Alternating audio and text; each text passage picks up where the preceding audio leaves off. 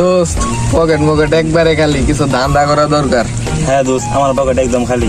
আরে বেটা তোর পকেট খালি, চিন্তা নাই, এই এলাকায় মুরগি আছে যতদিন আমার পকেট ভরা থাকবো ততদিন। দোস্ত মুরগি পামু কই? আরে বেটা দেশে কি মুরগির অভাব আছে? আই দেখ মুরগি করতে বানাই।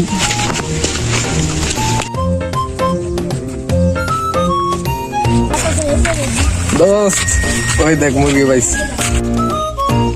এই দাঁড়া, কিরে তোর বাসা কই? ভাই আমি এই এলাকায় নতুন আসছি।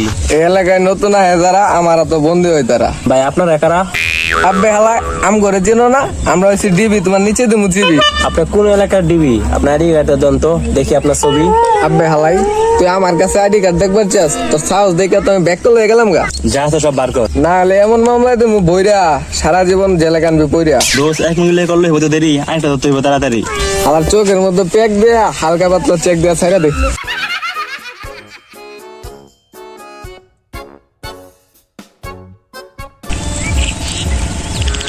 দোস্ত নাক নাক লাগতেছে না?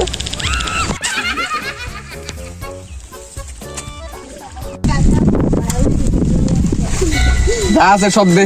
কেন দোস্ত কি হয়েছে? পাদর পাদর স্যার স্যার স্যার ভুল হয়েছে sir. Sir sir sir sir আর এরকম করতাম না স্যার, আর কাউরে মুরগি বানাইতাম না স্যার, এবারের মতো স্যার মাফ করে দেন স্যার।